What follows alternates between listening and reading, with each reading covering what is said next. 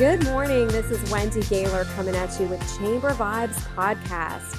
And we're excited this morning to have two wonderful guests with the Sheriff Miller, and we're talking with Lieutenant Hilbish this morning. And Sheriff Miller is a native of Bedford County, and he began his career over 3 decades ago as a deputy with the Bedford County Sheriff's Office. And he's continued to serve the department since 1985. And he was elected in November 2019, officially began his term January 1, 2020. We're going to talk about 2020 and the rock and roll roller coaster year that was. But Sheriff Miller has worked nearly every aspect of the law enforcement and brings a wealth of experience and expertise and knowledge to the Bedford County Sheriff's Office. And he was a founding member of the Sheriff's Office School Resource Officer Program and has served as a road deputy, school resource officer, and a captain. So we are excited to have his knowledge, and oh my gosh, didn't we get blessed to have him elected and serve our community first and foremost. What a wonderful leader. Thank you so much for coming on today. Well, thank you for having us. And Lieutenant Hilbish, I was so excited to be a part of the program that is starting up for the Citizens Police Academy, CPA, and you did such a phenomenal job last night. So thank you for coming here this morning to talk with us. Thank you, ma'am. I appreciate it. So let's just kick it right off with, and we'll talk about the program in the show a little bit later, but let's kick it off with Sheriff Miller and talk to you. Let's get to know you a little better for the folks listening. What is your favorite vacation spot? Yeah, well, Wendy, I'm glad you asked me that and not my wife, because we like 2 different places. So with that said, I love the mountains. We love to go to Pigeon Forge and Gatlinburg, but you know, she always, so it's a compromise there because we always every other year go to the beach. So well, you compromise very well, right. And both of those places are beautiful. Yes, they are. And I know that you enjoy your time and you work hard and get to vacate together. So when you became sheriff, 2020, what an awesome roller coaster year. What did you think? Awesome. Wow. No. Right? Interesting. Yes, throw you into the fire. Very interesting year. Matter of fact, I spoke with Sheriff Brown and told him he must have had a crystal ball because he knew exactly what year to retire. But no, we had a wonderful time, even during the COVID part of it, because we were able to make hay in a rainy season. That's right. It's what we were able to do. So with your sheriff's office and with the community, we were able to open up a call center because we were seeing the citizens were calling in and talking to us over the telephone and being able to say, we can't get through to the state or we can't get through to these numbers. So your leaders in Bedford County came together, and at the sheriff's office, we opened up a call center.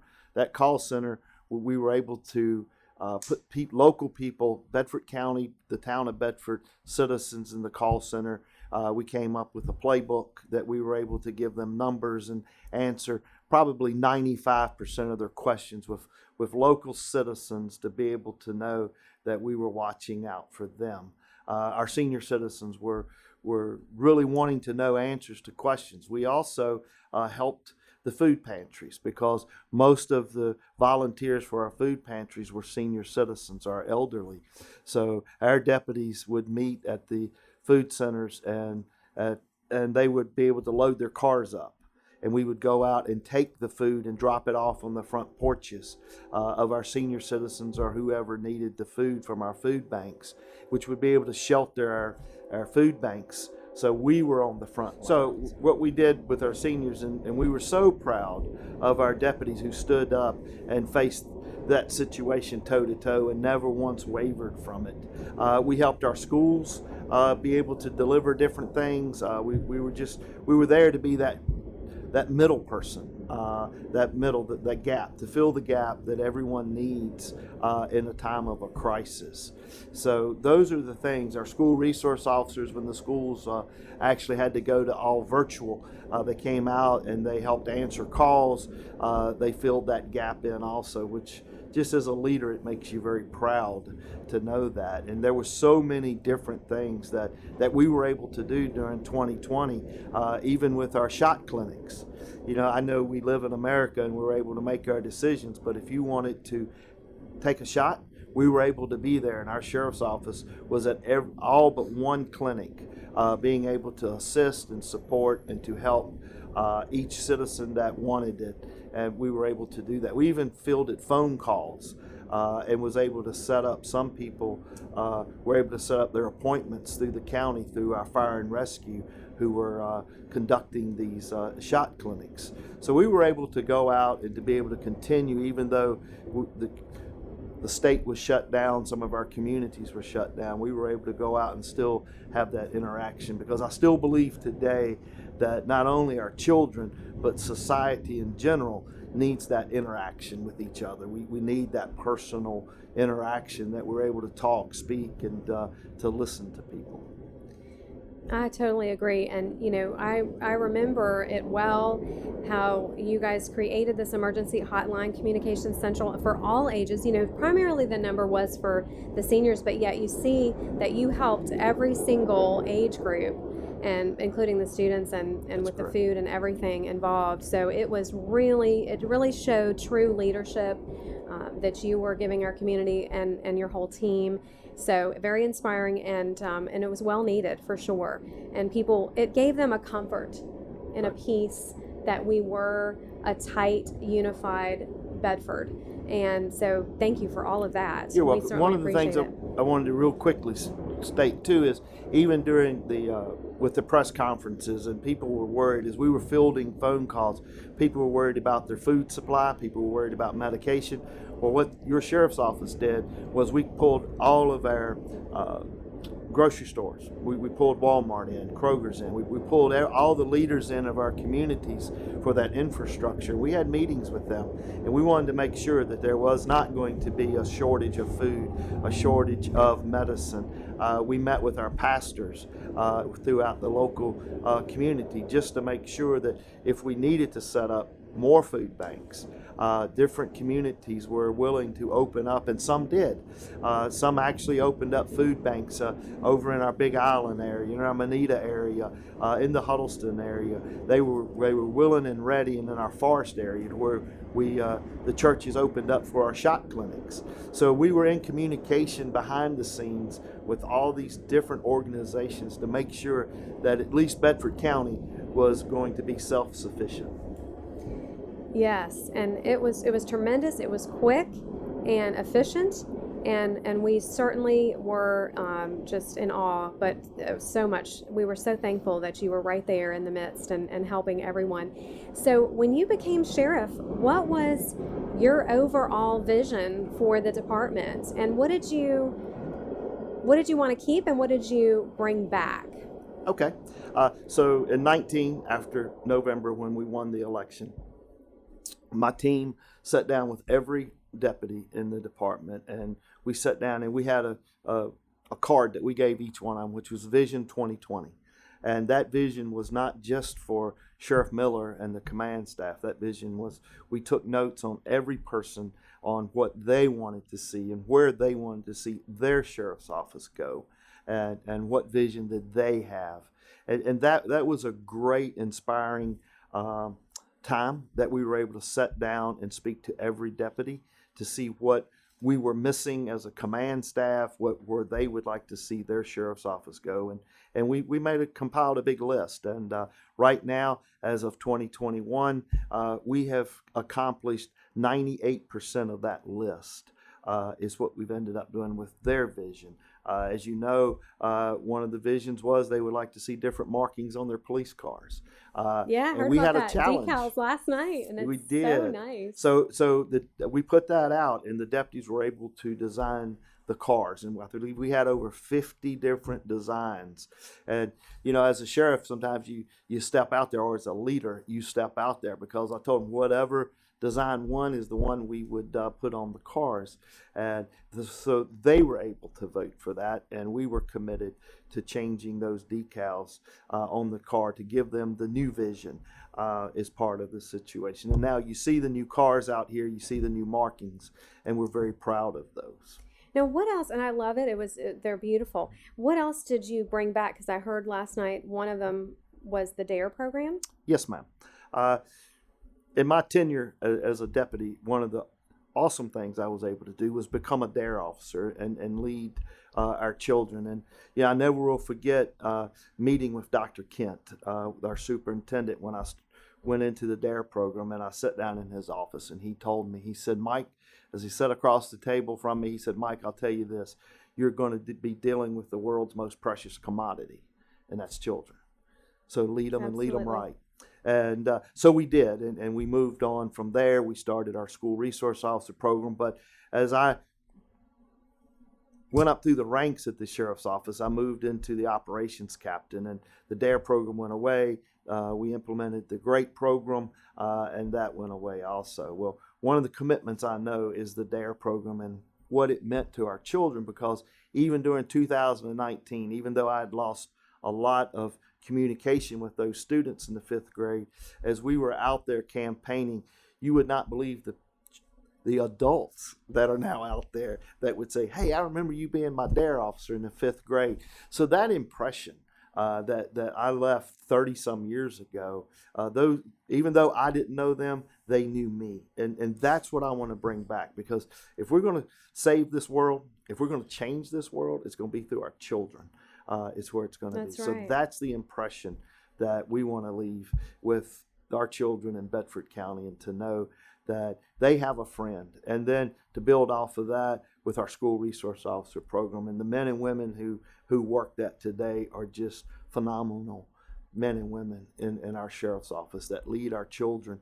You know, we see the news media that says that, you know, our school resource officers are the pipeline right to prison, and that's not true. Our officers out there, our deputies that are in those streets, and the deputies that are in our schools, they are truly men and women who try to make a difference in those children's lives by letting them know that they have someone there that they can talk to, that they can trust. And we want that commitment to still be there. Right, absolutely. You know, I couldn't agree more. And changing the image of our officers, and, you know, understanding that they are here to help. You guys are here to help and protect. And these are our courageous leaders that, you know, step in the line of fire every single day. They are there for us and certainly want to help us, not hurt us. And so we are so blessed to have such a great team here for Bedford. And so you had mentioned the SROs, and want to talk to Lieutenant Hilbish. You know, last night was educational for me in the CPA class. Talk to us a little bit about what you do with the kids. Well, I started out 2004. I started out in civil process, and I ended up transferring over to the services division. I started out as the school resource officer at Forest Middle School. Then I went to Liberty High School, and then I transferred to Jefferson Forest High School, where I spent my longest period of time. I was there right around 8 years as their SRO, and at those times, being in the schools, I had many hats.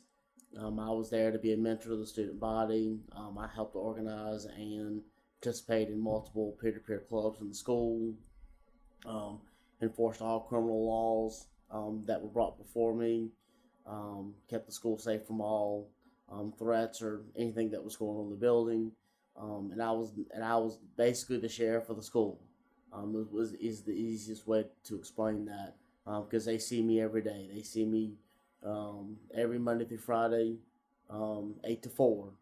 They see me, and I'm there to be many hats. That's right. And you're there to, you know, protect the kids, to keep the school safe.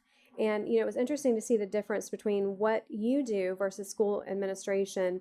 And you can talk to us a little bit about the difference. Well, the biggest difference is a school administrator. They're in loco parentis of the kids, which means they are the parents, the absence of their real parents, and they're handling school discipline. They're handling school policy, where law enforcement's actually handling just the criminality of what's going on in the building. They handle no school discipline. They handle no school policy. We're totally separate in that regard, and that's where the big differences are. Yeah, and I was encouraged to hear that you're also looking at mental health and looking for signs of trouble and, getting that ahead of them, trying to make sure that the resources are there and available to the kids, to the students, because right now we're in a critical time. Yes, ma'am. Through this through the pandemic, everything, the kids have gone through a lot of challenges and changes, and home and then back and then secluded and then not being able to talk with their friends, and then they come back and it's all different and we're masked up and different scenarios all the time, and so they've really had to change everything. But I think the theme is we do want to keep everybody safe. Yes, ma'am. And you certainly are doing a great job with helping to watch after the kids and looking for those signs of trouble. And you talked about a few last night, and it was encouraging that, you're able to talk to the kids and get on their level and, really let them know that you're here to help them. Yes, ma'am. And so we're just so glad that you're there and looking forward to, this year and different things, different helps that you can do for them. Suicide prevention is one of them. And so thank you for being there. Thank you, ma'am. So let's go back to our sheriff and talk about, so right now, what jobs are available? Well, right now we have 7 openings in our department, but it's just not the road officers.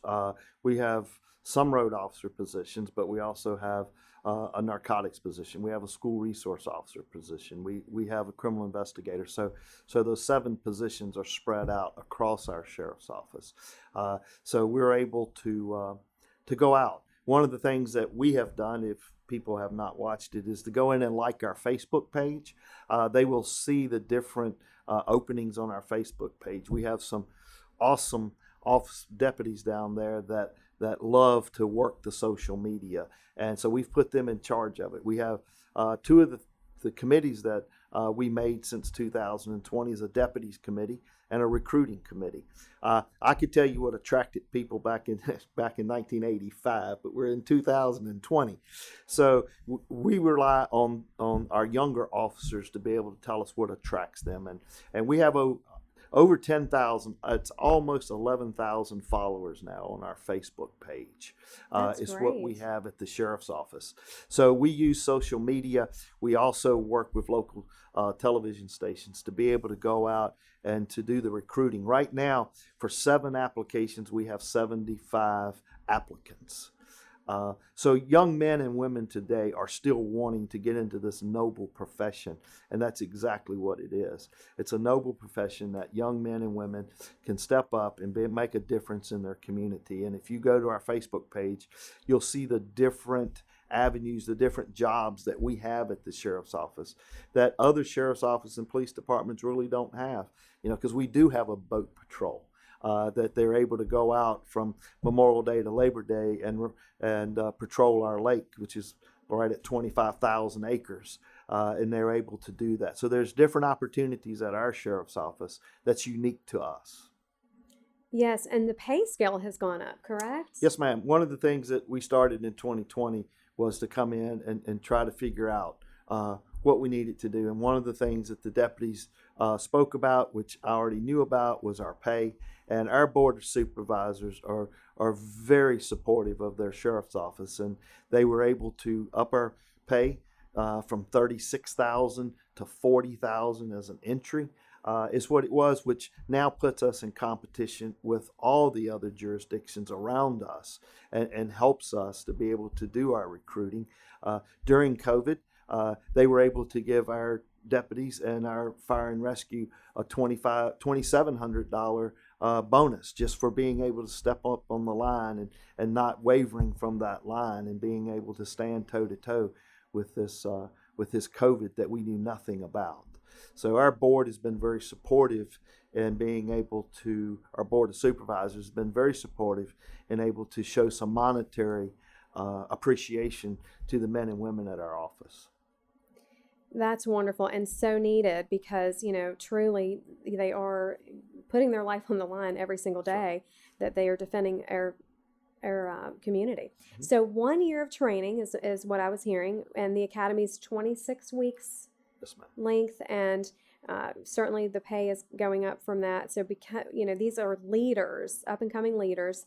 And talk to us a little bit about another department that you have that's a community of men and women who people may not know about. It's the Retired Senior Volunteer Police. Mm-hmm. And what do they do? How do they help? Okay. Years ago, so this has probably been going on for about 15 years, we've had retired seniors that truly want to give back to their community. And all of them have gone through our Citizens Police Academy, everyone. So they've been trained, and we have extra training for them. So they come in to the sheriff's office. We set them up a schedule. Most of our seniors only work 1 day a week. They work from 9 a.m. to 3 p.m. And they're there to do any of the extra stuff that we have to do at the sheriff's office. So being that the sheriff's office is on Falling Creek, our county administration is on Main Street, we're able to shift paperwork. That would take somebody to do that. Well, our volunteers take all of our paperwork, anything we need, they'll transfer it to any department we need. They'll take our police cars that need to be fixed. Maybe they were in a wreck, but they're still drivable. They'll take them to the body shops and drop them off for us. It's a new vehicle that comes into the sheriff's office. We have to get it decaled. Our radios have to be put in, the different things. These men and women that volunteer for us do all of that work. And what that does is saves the deputy from having to do it, or saves your sheriff or captains and lieutenants from having to do that. So it keeps the men and women on the street being able to work solely on solving the crime in Bedford County and not have to worry about those type of jobs. They save our department and our county approximately $150,000 a year if you times that by the manpower that it would take to do the job that they complete. They go out and do our house checks for us. So house checks is something that we'd still do in Bedford County, and we would appreciate more people signing up for it, because if you go on vacation, if you're out of town for any length of time, if you call the sheriff's office or our dispatch center, the non-emergency number, we'll fill out a form and we'll go and check your houses while you're out on vacation or you're on a training or somewhere like that, where our volunteers also do that. They know what to look for. If they see something suspicious, they back away. We call in a true deputy, and he's able or she's able to go in and check it further. So there's many things, directing traffic, funeral assistance. We still work with our funeral homes to be able to get traffic, get the families in and out. Those men and women do that for us, so our deputies are still out on the street. And that saves the county approximately $150,000 a year, which is phenomenal. So it's a great group of men and women who continue to serve, and we really appreciate them and glad that you have them still working. And so talk a little bit about ICAC, Internet Crimes Against Children. Mm-hmm. Internet Crimes Against Children is a division that Sheriff Brown started in 1999. Is what he ended. And he implemented this. And we went up against departments all over this wonderful United States. And we were able to win the grant award. And it has been going on since then. There's 16 men and women down there that surf the internet. They're able to look for pedophiles that are out there. As I talk about the DARE program, one of the things that I used to talk about was the gentleman in the trench coat that was by the playground. Well, we're actually letting that gentleman in our house or that lady in our house through the computers that we have. And we know society, we have to have computers. We have to have different things in our home. Well, these people have now used that. They've used a wonderful tool called the internet to make it the dark side of it.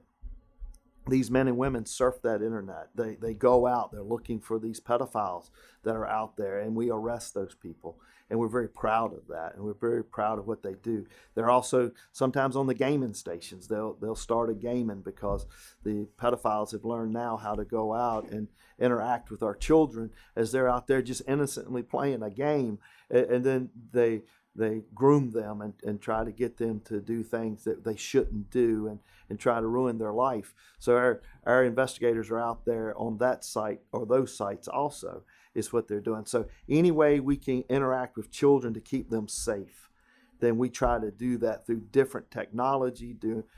Maybe it's the school resource officers just out there in uniform. But now it's come to a time in law enforcement to where we just can't be in a police car. We have to do the policing in different ways. And these men and women at our ICAC and our internet crimes are doing a phenomenal job being able to protect our children while they're online. Yes, they are, and so needed right now. Like, as you said, there's so many different ways that these criminals can lure kids, and it's so important to be on guard, and you guys have a great team doing just that. And so you guys are doing safety fairs, crime prevention awareness, neighborhood watches, shredding events, drug take back. That was, just a few months back, and you had 3 locations. That was wonderful for the shredding and the drug take back. So you're constantly really involved in helping our community to stay safe in so many different arenas. And so we thank you for all that you're doing. And so what's coming up new? I know you were looking for another dog.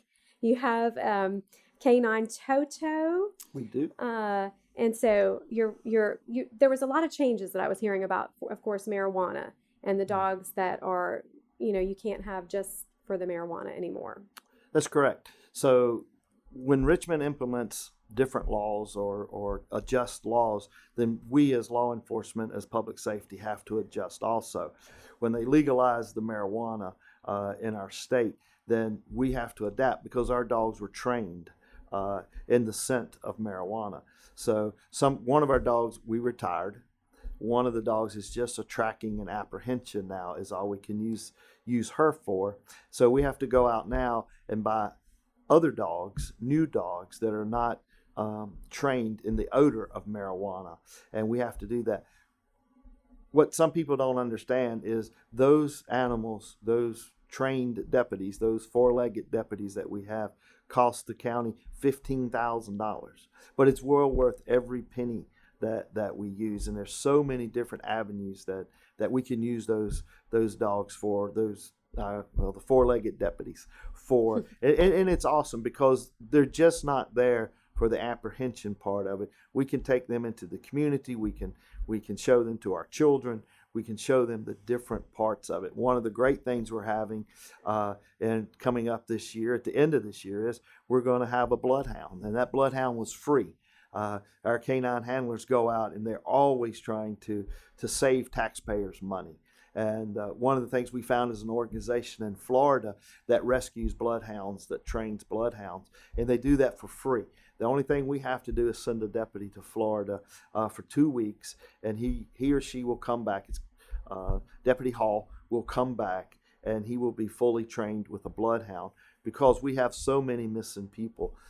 We have our dementia, our Alzheimer's patients. We have Project Lifesaver that we work with. So we have a lot of different people that wander off in our county that we're able now to have an animal who is not going to bite you, can do scent trails and through the bloodhound, and that is what our research is. That is the best animal to be able to do searches with.